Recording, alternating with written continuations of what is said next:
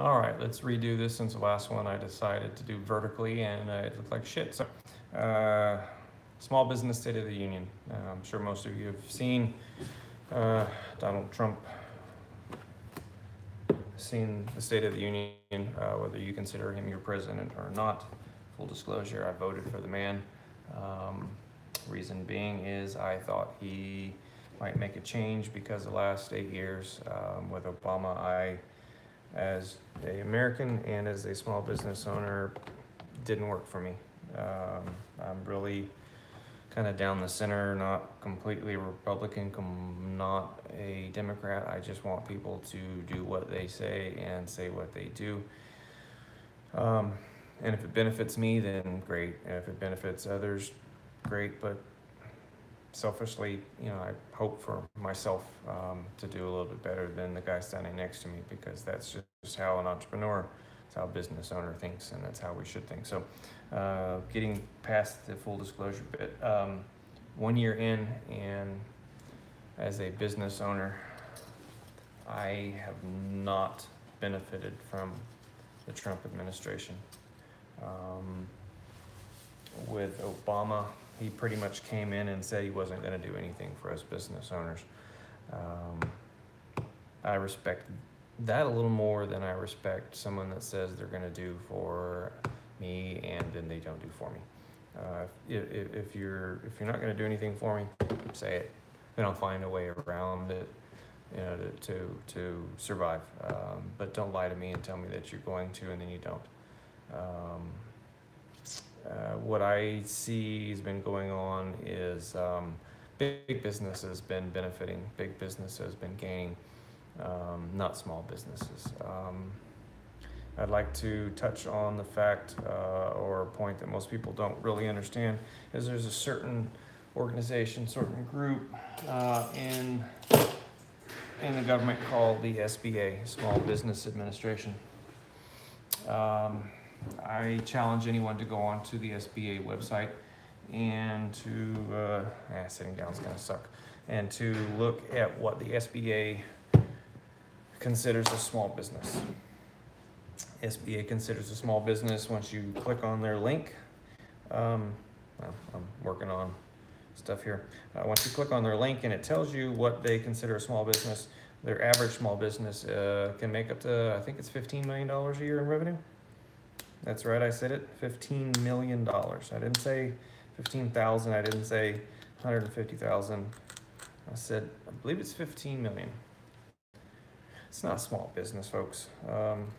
But yes, that is their average small business. That is what the SBA considers a small business. That's who the SBA helps to get bank loans. If you look a little deeper and you're into the mining industry, you'll see that I think it's $34 million is what the SBA considers a small business in the mining industry. And yes, it is by industry, not by amount of employees or anything else. It's industry. So yeah, I'm not in that category. 100,000 plus a year. SBA considers me, I'm guessing, by what they consider a small business. I guess they consider me a micro business. I don't. And they have done jack for me. I have read through their website. I've watched some of their seminars on YouTube and elsewhere. Their organization called SCORE that they work with, I've gone through, talked with them, talked to a mentor there, spent some time, and I was handed leaflets. I was handed leaflets that were pre-circled. These leaflets were 3 and 4 and 5 years old. And the mentor was a very nice man. He's been out of business for an extremely long period of time. Great guy, can't downplay him, but I don't think he's really on to the facts of how businesses run in 2017. That's when I went and saw him. Very outdated, incredibly outdated. So SCORE did me no good, SBA did me no good. So I don't see this administration doing anything for us actual small business owners. Our main problem that I see, the main problem that the business owners that I've talked to agree is that we can't get loans because of prior administration allowing everything. And it's not all their fault. It could have been prior to them. They might have, inherited some issues. But in short, the prior administration tightened up the belts of the banks because so many of them went under. And it made it almost impossible for an actual small business to get a loan. You pretty much had to, as the SBA, have multi-million dollars in the bank to get a business loan. I was told by 4 or 5 banks, most of them very good banks that have been around for an extended period of time. I was told by medium banks, and I was told by micro lenders. So I've gone through the gambit, big, medium, and small banks, that it's really the same regulations for all of them. If you don't have about a 700 plus credit score, if you only need $150,000, $250,000, $300,000, they won't deal with you. They want to lend you $500,000, $600,000, $1 million, $2 million, and if you want that amount of money, you better have the liquid assets in the bank to cover it, or you better have a building or something that they can sell off quickly and make their money back just in case you go defunct. But if I had $150,000, $200,000 in the bank, why would I need $150,000, $200,000, right? Because that's how a small business owners think. We don't typically go buy what we don't go and spend what we don't have. We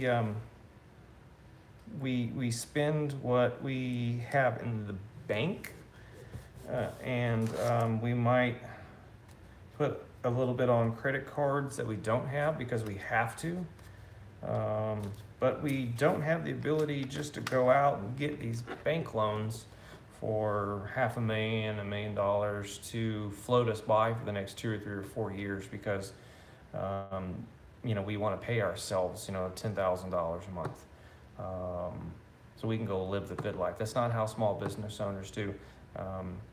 We spend what we have, what we know we can afford, because next week we have this payment and that payment. That's how actual small business owners work. So if any bankers are out there, any venture capitalists are out there, that's how we work. We're not a startup that's unproven, that have no track record, that might be an industry that has never seen anything. It's never shown any history, so you don't have any way of knowing what's going to happen. We actually have. But I don't see Trump doing anything for us, actual small business owners. I hope I'm wrong. I'm not a praying man, but I pray I'm wrong. Not just for myself, but for other small businesses out there, because the last government numbers that I was looking at, and it was pretty recently, showed that we small business owners employ about 57% of all U.S. workers, so over half. And if we can't get business loans, then we can't grow, we can't expand, we can't diversify.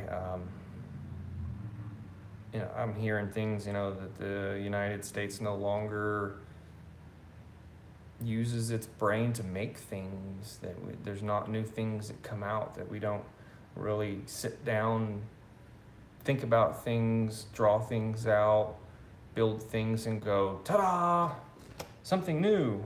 We don't really do that. Oh, ta-da, something new. Yeah, I've made this, I designed this, something new. We still do it, but we don't really have the capacity to do it because we don't have the funds to do it, because we just like to flow along with what's already there and ride the wave out as long as we can and jump off of it and jump onto something else that somebody else has done. This country used to build everything, design everything. We were the country that other countries copied.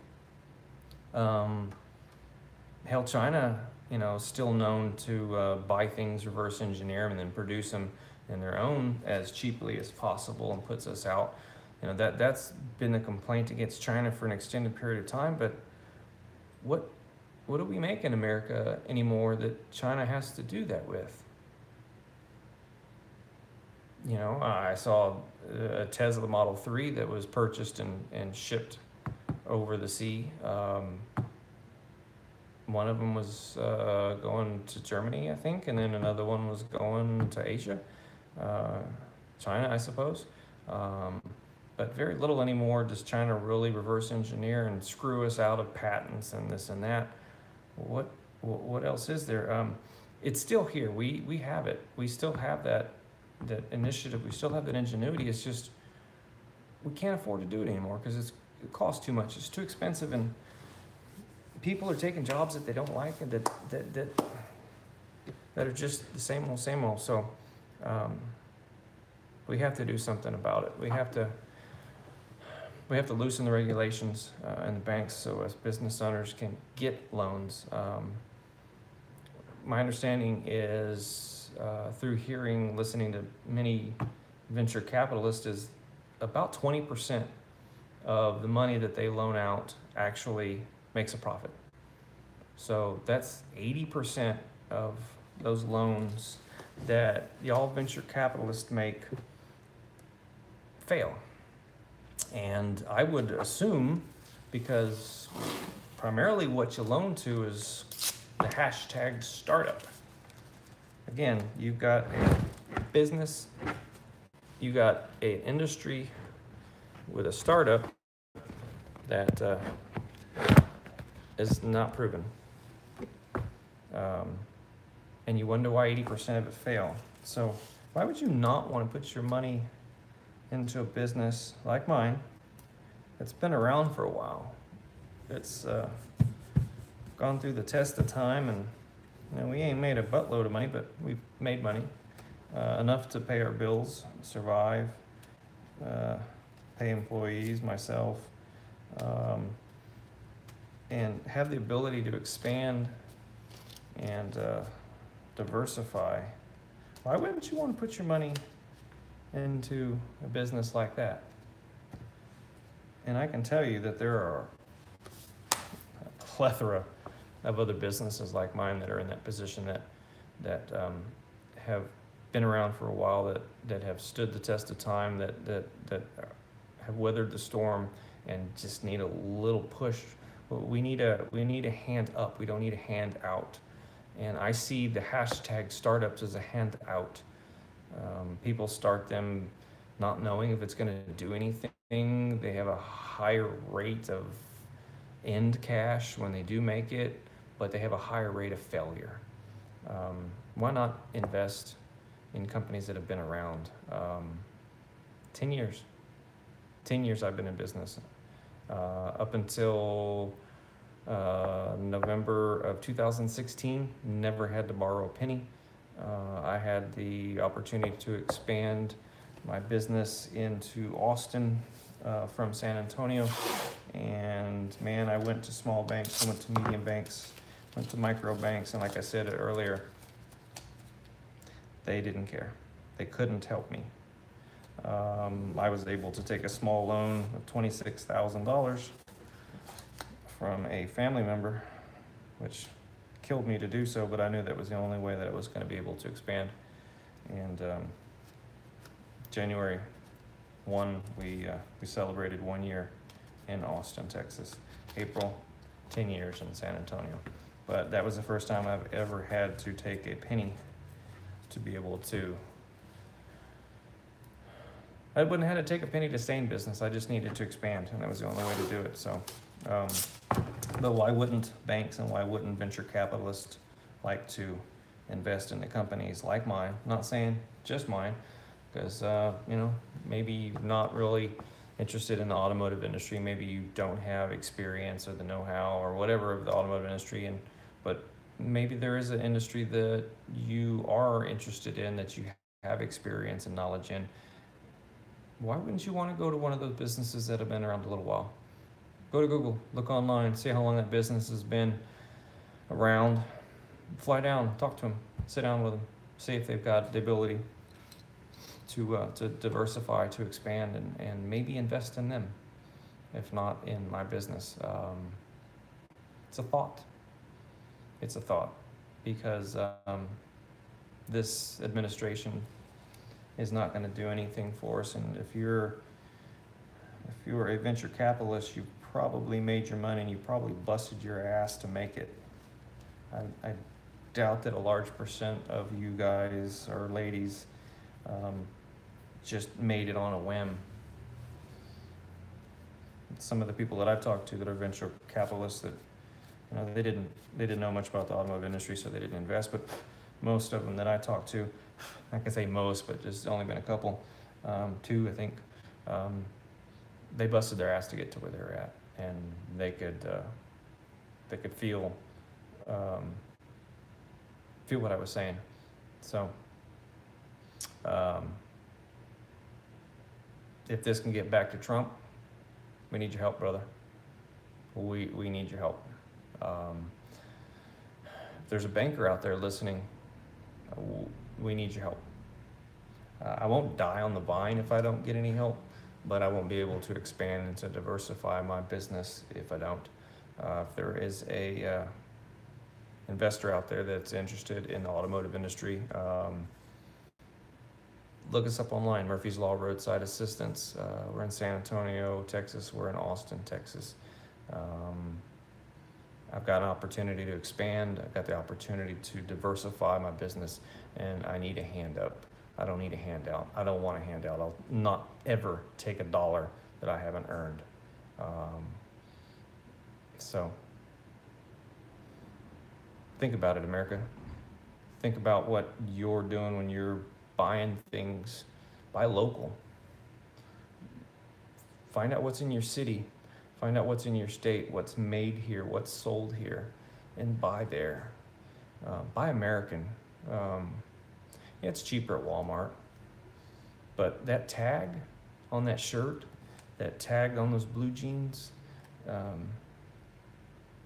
that means your neighbor down the street, your neighbor across the road, your neighbor 4 streets over, it might be the business that he works at. And wouldn't you want him to think the same thing about the business that you work at? Because maybe then you can make more money. We need to start thinking about each other in this country, in this state, and in this city. Think local. Support local. Thank you. Leave a comment below.